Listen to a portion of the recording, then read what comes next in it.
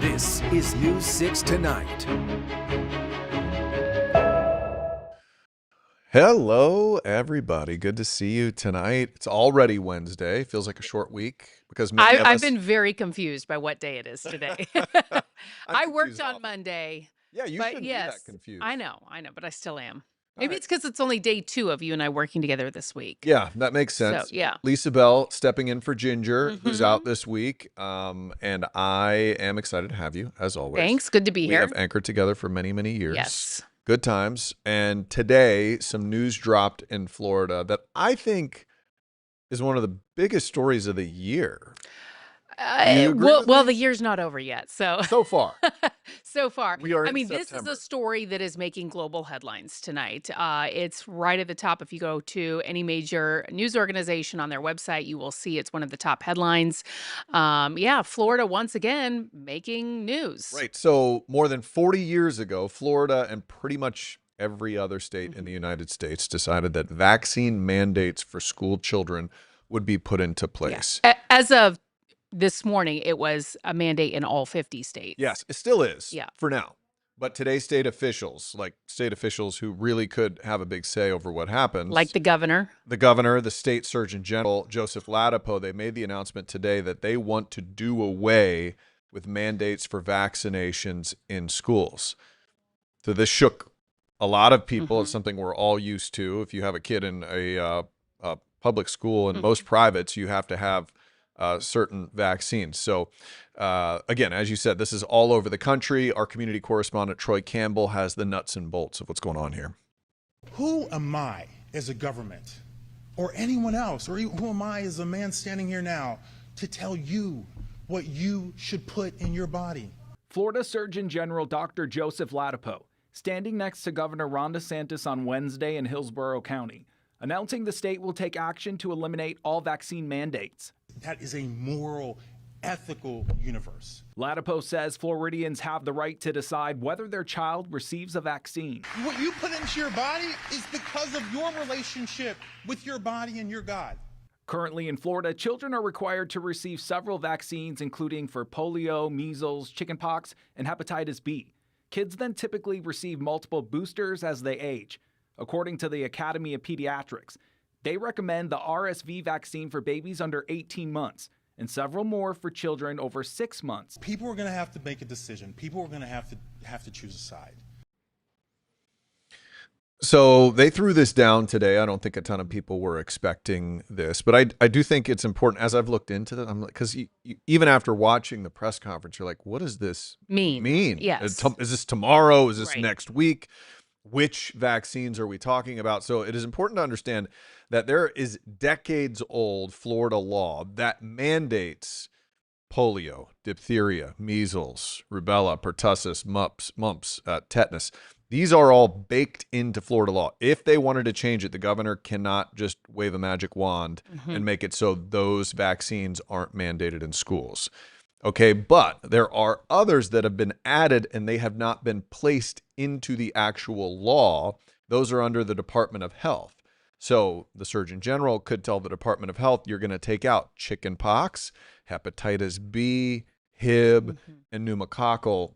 So it's a bit of a complicated, there's more to it. It is nuanced. Yeah. So there's those last four, which are basically the latest vaccines added, that they could do away with, just making changes at the Department of Health. But many of the big ones, especially people talk about measles because there was an outbreak in Texas, and they also talk a lot about what's the other one? Polio. You think about iron lung days. You're like, Right. nobody wants that to come The back. thing is we don't really think about that because polio, thank God, has not Hasn't been been an gone. issue, Yeah. in our country. So it's going to be interesting to see if any other states follow suit. This just seems to be the latest ripple. Of course, there are a lot of, politicians now, certainly in Washington, D.C. and in Florida, who are skeptical of vaccines, despite the fact that scientists for decades have recommended them. And because of that, we have seen a declining vaccination rate, certainly in Florida, but also across the country. I was looking at a Wall Street Journal article earlier, and in Florida, about 89% of Florida kindergartners got the required vaccinations. I think it's only 85% in Orange County for the last school year. That was according to the CDC. Now, just not too long ago in 2016, 2017, those numbers were at 94%. So already we're starting to see the vaccination rates decline. You mentioned the measles outbreak in Texas. Because people do have a choice here in Florida. You can opt out. You can There are cite religious exemptions. religious right? exemptions, and certainly the Surgeon General pointed to religion as being a reason why this should not be a requirement today, and that's what people have cited, religious or other things, to not get a vaccine. So it's going to be interesting. The other thing that, as you pointed out, it is going to require, it seems like, some type of legislation in order to make this a reality. And we certainly saw it in the last legislative session. It seems like a lot of lawmakers, more so than we have seen in the past, are going against some of the governor's proposal. They're showing Yeah, a there little bit were- more There independence. were a few sessions there where anything the governor wanted, he got. And then we had last session where they were bickering back and forth and going, he wanted some cuts on property taxes. They wouldn't give it to him. Right. So the question is, could they find enough allies to be able to make this happen, to get rid of Yeah. all of those long-time vaccines? I don't know. The critics would say this is an unnecessary risk. Things have been going along for a long time without any major outbreaks in Florida. Why make the change now? And you still have the option to opt out. So, they're not forcing anyone to get a vaccine. It is a recommendation, and And they're not taking vaccines away. It's important to say this is not, they're not saying Yeah. you're not allowed to have your kid vaccinated. They're just saying they want to give people the Yeah. option. It raised a lot of questions, though, for me, though, because I have a child who has just entered middle school. And in order for him to participate in sports, which I didn't realize this until now, he has to get an EKG, which is a new law. Yeah. I feel like some people will say, well, if I don't have to get this, then why should I have to get this? So it could be kind of opening Pandora's box to a lot of different rules and regulations that the government mandates and does not mandate. Yeah. So, And I get it. I mean, when you have a baby, you bring the baby into this world, you do realize, holy crap, there are a lot of vaccinations going into this little tiny thing. you realize that, but on the flip side, certainly as someone who had two young babies, they're now 10 and almost 9, certainly living in Central Florida, where we are the number one tourist destination in the world, and you have people coming here from all over. When you have a baby, an infant who is not old enough to be vaccinated, it also is very concerning because they have no protection. I can't protect them against anything, even if I wanted to, because they were simply too young up until a certain age. So it also can potentially put a lot of kids at risk, if they're at the grocery store and they're around, a whole bunch of people. And, it's It is raising a a lot of fascinating concerns for a story. lot of parents. Yeah. All right. Speaking of kids This and is concerns, this one's crazy. you hear about the importance of teaching your kids to know their address, to know their parents' name, to know their parents' phone numbers. And this next story is precisely why that is so important. We're talking about a 5-year-old boy who slipped out of his own home early in the morning in Jacksonville and ended up in probably the perfect spot. Take a look. As we walked in, we see a little kid sitting at the table eating his breakfast with one of the managers. Hey, buddy. Oh, look at that. We asked where he came from, and he kept saying he walked to Chick-fil-A. You know where your house is, right, honey? It's right across the street, right over there. Are you going to get me in jail? No, I'm not going to put you in jail. And we started checking the area. All right, buddy, where's your house at? We were wondering where did this child come from. I don't live in a duck pond. So then he explained that he had a white fence. And then we realized that the call box wasn't working. We had no way to get through the gate. How about this?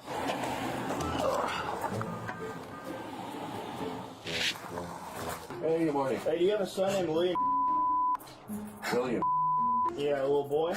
Yeah. Our 5-year-old William had an adventure a few weeks ago, and we live nearby very close. Yeah, he was down at the Chick-fil-A. Are you kidding me? No, we have him in our police car. You want him? It's kind of scary, actually, because we didn't realize what was going on until after we came out. Do you have any idea how he got out? Yeah, he just unlocked the front door, but he's never done that. Why did you go to Chick-fil-A? You're welcome. I think it did shake him up some, so I don't think we really needed to, impress too much that you shouldn't do it again, things like that. I think he understood that it was serious, but we did talk about it. So there's a lot to unpack there. What a little character this guy is. Absolutely. Thankfully, he made it there safely, right? But I like when the police showed up and they're like, "Do you have a son named William?" And the dad's like, "Who? What? William?" What are you doing Yeah. at my door? But I don't blame him. He'd been to that Chick-fil-A before. Who doesn't love They Chick-fil-A walk there early? all the time. the Right? parents You say. wake up, Yeah. you're a little hungry, mom and dad are asleep. Why not go get yourself some Chick-fil-A? Hey, I don't blame the man. I hope the fact that they already gave him a free breakfast doesn't entice That's him what to I- return. That would be my worry. Is he had a great time doing this? I Yeah. hope it doesn't. Yes, he's definitely going back on his own. I could see that happening. All right, let's talk about Volusia County. They've been struggling with development. People mostly have been fighting this development. So the county wants to change how permitting and regulations are given out. They say simplify the process. Uh-huh. But neighbors say, you just don't want us to argue and talk about this anymore, because that is a part of the process. Some of Public these comment. won't have public comment associated with them. Our community correspondent Molly Reed has that story. These Holly Hill residents have repeatedly spoken out about flooding that hits their neighborhood during storms, and they blame new developments for making it worse. They fear the new ordinance could take away their chance to voice concerns in many cases. This is a way to make the county council not be responsible for a lot of this. Now, under the new rules, some projects that used to require public hearings before the county council here would be approved by staff or a planning commission without a hearing. County Councilman Danny Robbins, who supports the changes, says developers will still have a long list of approval processes to go through. He says this shift is actually meant to help cut red tape for residents on their private property. Not every case deems or has to go to the county council. So it's interesting. People are worried that this is going to basically be a free pass for developers. But in the city county's defense there, these meetings can get clogged up when people come up. So and that's talk. your job. That's You're democracy? elected. Is If that you what don't you're want to saying? sit there and listen to your constituents complain, now I'm really voicing my opinion. This is me. If you just don't giving both want to sides. if you don't want to hear your constituents, then don't run for office. If you don't, I'm sorry. That's my take on this issue. I mean, they already limit people to a couple of minutes, maybe 3 minutes. It's And not you like have you to get a long time, get yeah. there early, and you have to fill out cards typically. I don't know what the specifics are, in this jurisdiction. But, if I think the more transparency and the more opportunities that people have to weigh in and voice their concerns, the better. But it can get cantankerous, is cer- all I'm saying. It can get cantankerous, but that's Democracy's okay. messy, What, do is you that just what you're want saying? everyone to rubber stamp everything and be on board with everything? I don't want anything. I'm not saying my opinion. They have serious concerns. There's flooding. Their representatives need to hear their concerns. Okay.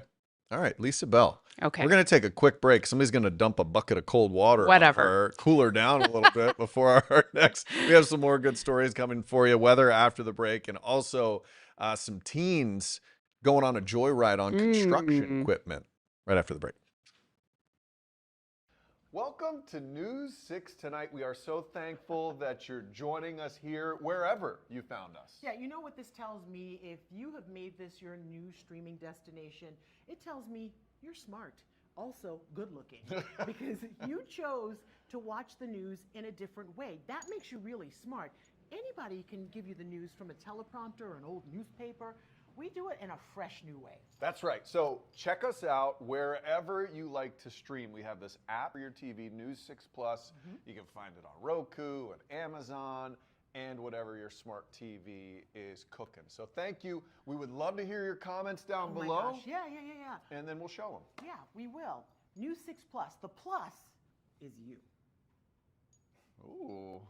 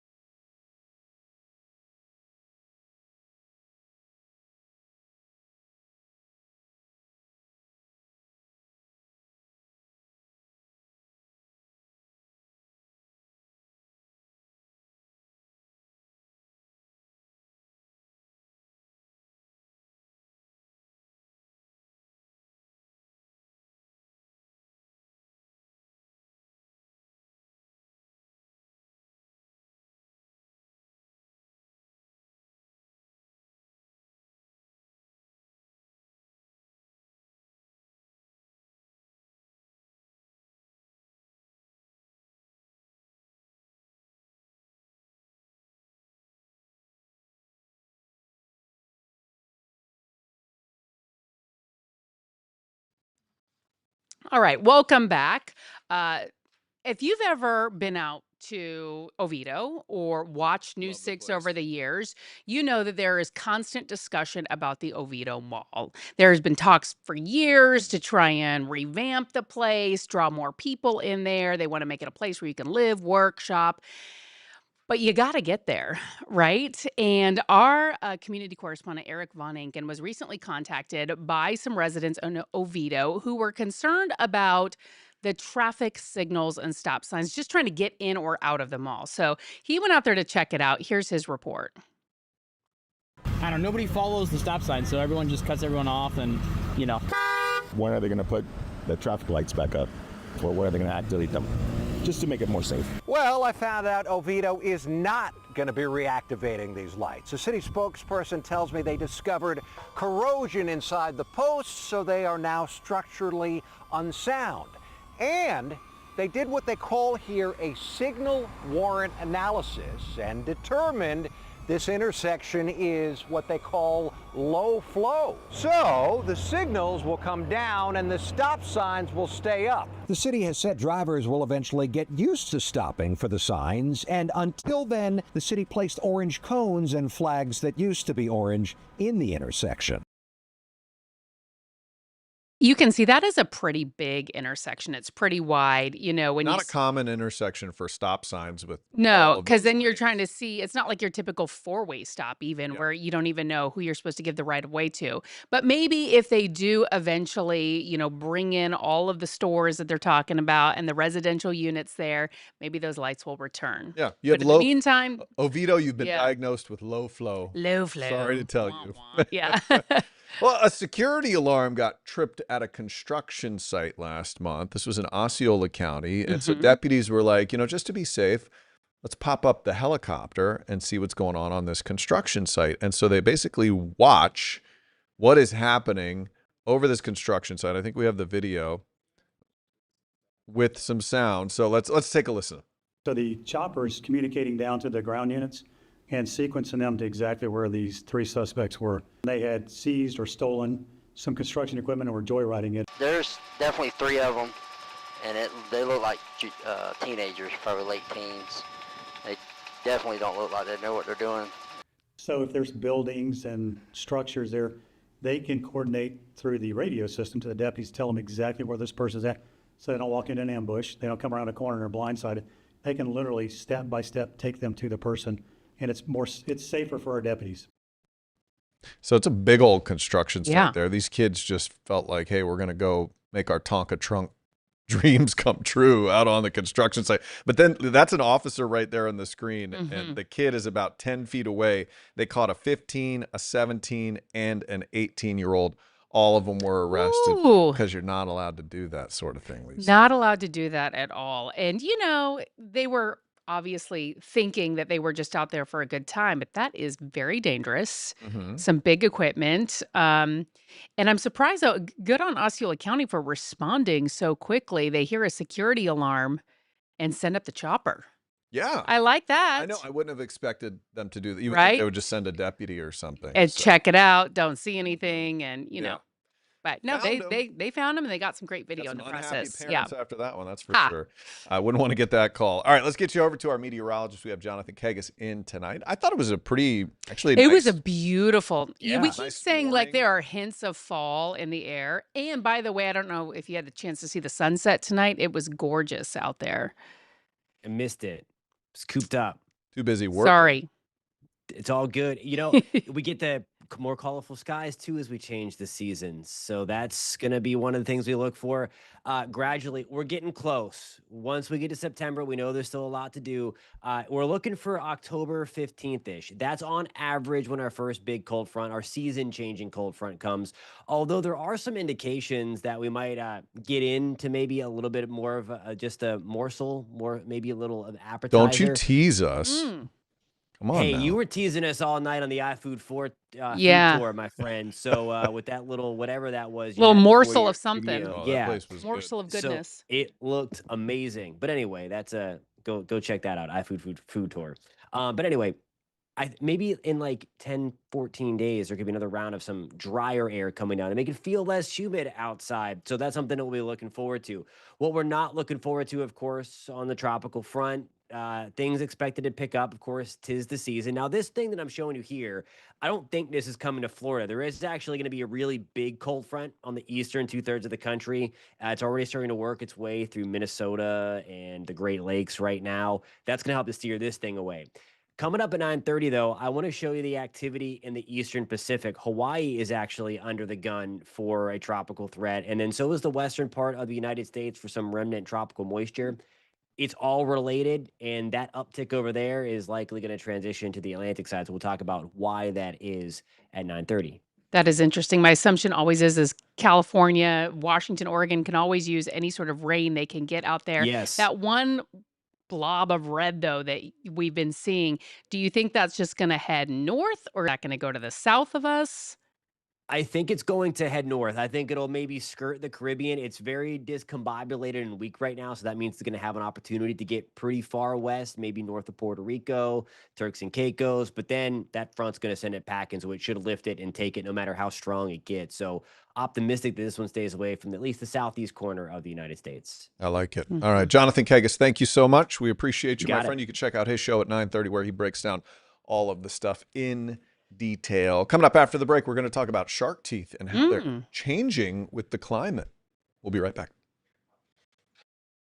Welcome to News 6 Tonight. We are so thankful that you're joining us here wherever you found us. Yeah, you know what this tells me? If you have made this your new streaming destination, it tells me you're smart. Also, good looking. Because you chose to watch the news in a different way. That makes you really smart. Anybody can give you the news from a teleprompter or an old newspaper. We do it in a fresh new way. That's right. So check us out wherever you like to stream. We have this app for your TV, News 6 Plus. You can find it on Roku and Amazon and whatever your smart TV is cooking. So thank you. We would love to hear your comments down Oh my below. gosh. Yeah. And then we'll show them. Yeah, we will. News 6 Plus. The plus is you. Ooh.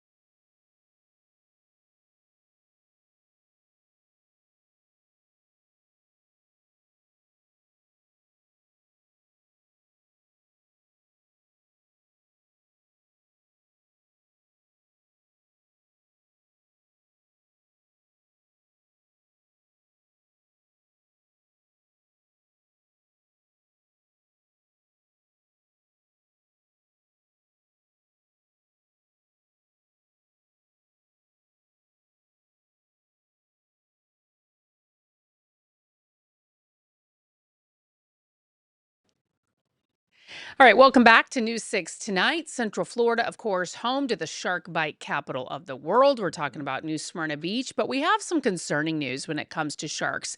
They belong in our oceans. They're a critical part of the ocean's ecosystems. But now we're hearing that the acid levels, the acidity in the seawater is actually wearing away their teeth, and it's creating some big concerns. And so scientists believe that climate change is causing all of this. As more carbon dioxide is entering the atmosphere, it's then making its way into our oceans, and it's really just kind of like eroding shark teeth. Take a listen to this scientist who weighed in on this earlier. If sharks are missing, we can see top-down effects on all other marine species, so they are very, very important for coral reefs, for seaweed areas, and we need sharks for a healthy ocean. So sharks can naturally regrow new teeth, and some species produce tens of thousands of teeth in a lifetime. But scientists warn increasing acid levels may be damaging their teeth faster than they can replace them. And so it's really scary when you kind of think about the impacts that carbon dioxide is having on our water, and how it's actually changing, the biology really of animals in the water. I'm just picturing sharks out there trying to gum a tuna. They're going to need dentures. I can't get it. Yeah. They didn't really do a great job of explaining, okay, if there's a little I can't speak tonight, acidification or something, acid eating away at their teeth, then does that mean they die? Does that mean they're dead? I mean, if they can't eat, if they don't have teeth, then I would assume. They also say they keep growing their teeth back. They do, but not fast enough, because their teeth are basically what they're saying or are concerned about. Their teeth are basically rotting away faster than they're able to regrow. Yeah, and if they don't have teeth, then they can't survive. If anything, it shows that the ocean acidification is impacting larger creatures, because we know the coral is being damaged from it. So if you start seeing the apex predators having anything go on, I guess. And it's heartbreaking if you're someone who loves to snorkel or scuba dive and you see some of those bleached areas in a coral reef, especially all around Florida. Yeah. It's just really sad to see that. So, it's true. Now they're seeing, unfortunately, impacts in sharks. Yeah, well, I know the next Sharknado is going to be really disappointing. So they're not even going to have teeth. Do you watch that? No, of course. Ginger loves Shark. Oh. Hey, thank you for watching us tonight. We appreciate it. We hope you have a great evening, and we'll see you coming up at 10 o'clock with more news.